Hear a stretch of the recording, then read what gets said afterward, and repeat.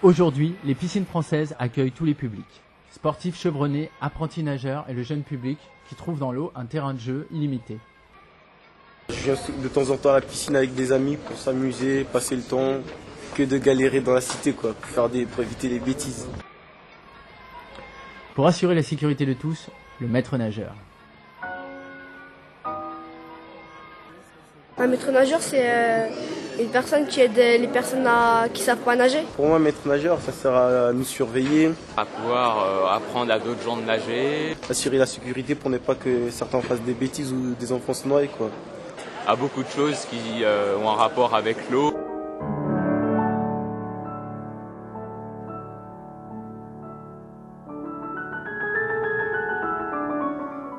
Pour présenter le métier de maître nageur sauveteur, dont l'image est parfois brouillée auprès du grand public, le syndicat national professionnel des maîtres nageurs sauveteurs organisait le samedi 24 mai 2008 le premier championnat national des maîtres nageurs sauveteurs. On en est déjà à 60 participants pratiquement, parce qu'il y a encore 2 séries à faire. Néant, moi 1946. Ah ouais, tu vas être, il va être champion de France. Je sais pas. On a mis en place les mannequins et donc notre rôle va être d'aller les récupérer une fois que les participants les auront traînés sur 25 mètres. Objectif de cette compétition, mettre en valeur dans la bonne humeur les qualités athlétiques et les compétences des professionnels en cas de sauvetage.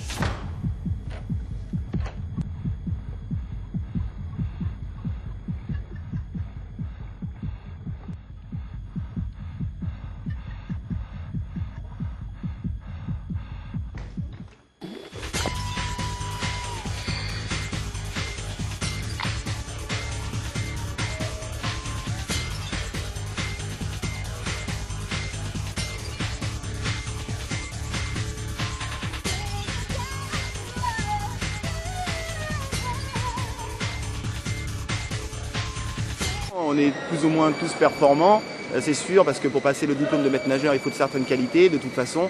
Donc on est quasiment sur un pied d'égalité pour tout le monde. Mais maintenant, il faut être surtout compétent, continuer à s'entraîner régulièrement et prendre ce métier au sérieux. Et c'est pour ça qu'il y a des révisions dans notre formation, puisqu'il faut sans arrêt se remettre en question, se remettre aussi à niveau. Parce que les manières évoluent, le matériel évolue, les piscines, le public. Donc il faut vraiment répondre à cette demande. Dans cette vidéo, tournée par des professionnels à l'entraînement, on voit que le noyé, pris de panique, se débat dans l'eau. Il faut toute l'habileté et le sang-froid du maître nageur pour le ceinturer et le faire sortir la tête vers le haut. Puis le remorquer et enfin le tracter pour les premiers secours.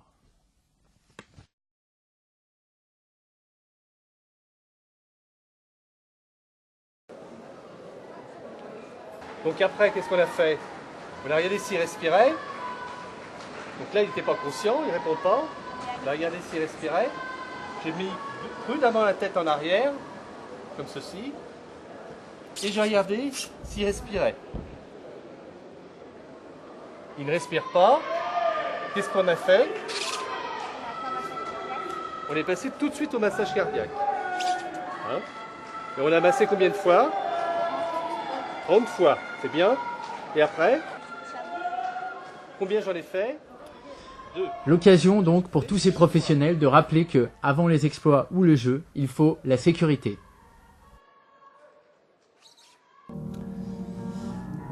La noyade, c'est 400 morts par an. Beaucoup d'enfants dans des piscines privées quand les parents relâchent leur vigilance. Pour enrayer cette mortalité, une réponse simple. Et la meilleure manière d'éviter la noyade, c'est quand même justement d'avoir un bon apprentissage, de commencer de plus en plus tôt la piscine et de former par des professionnels. J'ai la double casquette en tant qu'enseignant d'éducation physique et sportive et notamment maître nageur et je me rends compte que c'est vrai que mes élèves au collège, ils arrivent en 6e et ils ne savent pas très bien nager. Donc le travail en amont, c'est les professeurs des écoles généralement où on leur demande un travail de natation où ils ne sont pas vraiment formés pour ça, ce ne sont pas des professionnels. Donc en l'occurrence, le maître nageur a besoin d'être là pour former justement et faire l'enseignement. Et aujourd'hui justement on se bat pour garder cette étiquette et que ces professionnels puissent intervenir auprès des instituteurs. Pour enrayer cette mortalité, le syndicat privilégie des actions autour de l'apprentissage. Le sécunage. Il se décompose en 3 niveaux de compétences: savoir se sauver, savoir nager, savoir sauver. c'est pas chronométré, vous avez tout votre temps. Le but du jeu, c'est de franchir la distance pour tous les enfants qui ont moins de 11 ans d'abord. On va commencer par les plus jeunes, d'accord? Donc on va se laisser chuter en arrière, on se laisse tranquillement remonter, puis on démarre, là, on nage, on se débrouille pour nager sur le ventre jusqu'à la frite, puis après sur le dos jusqu'à l'échelle. Développer le sécunage dans toutes les piscines de France permettrait à chaque enfant d'atteindre rapidement le niveau 1, savoir se sauver.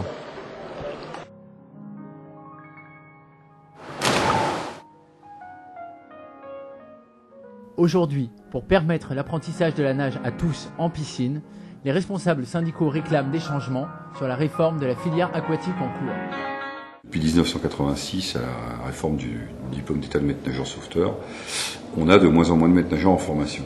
Il y a une concurrence, entre guillemets, tout à fait déloyale de gens qui n'ont pas de diplôme, qui viennent sur le champ de l'enseignement. C'est très clair, que ce soit pour l'aquagym, pour les leçons ou pour d'autres activités. Beaucoup de surveillance et peu d'apprentissage de la nage. Pourtant, surveillance et apprentissage vont de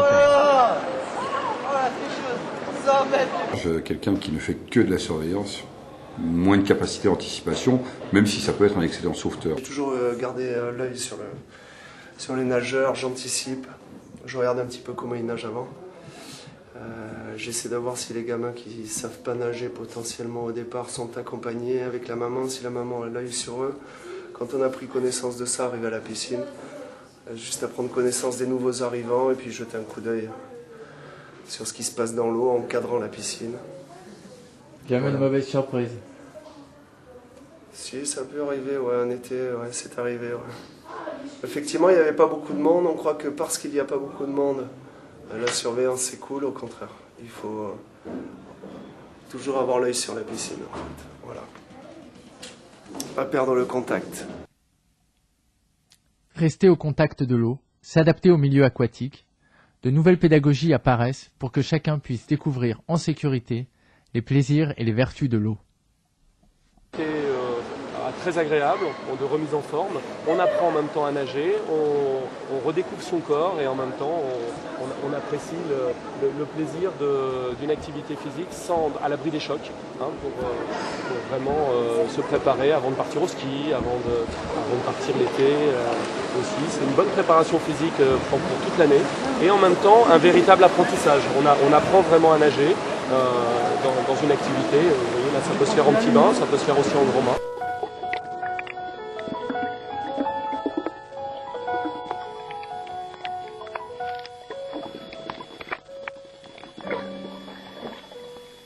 Simplement expliquer que dans l'eau, on n'a pas besoin de lutter pour flotter. Il faut mettre son corps en situation articulaire favorable à la perception de la poussée d'Archimède. C'est ce que je vais démontrer. Et que tout le monde peut le faire, mais enfin bon, c'est le principe, mais même quand on ne sait pas nager, mais le principe d'Archimède ne s'applique pas automatiquement à l'homme, sinon personne ne se noierait. Il faut que l'homme se l'applique.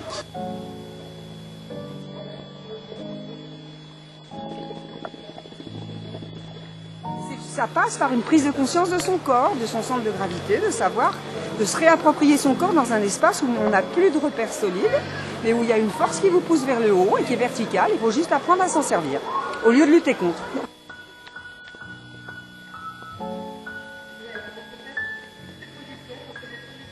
Philippe n'est pas du tout maître nageur, c'est un élève qui a appris à nager comme ça. Avec Marie-France depuis. Et j'avais peur la phobie de l'eau à 30 ans, je ne savais pas nager du tout. Et grâce à Marie-France, maintenant je flotte dans l'eau, je suis heureux, je viens à la piscine pour flotter. Les plaisirs de l'eau sont uniques, liberté de flotter et de nager. Mais gare à l'ivresse des profondeurs.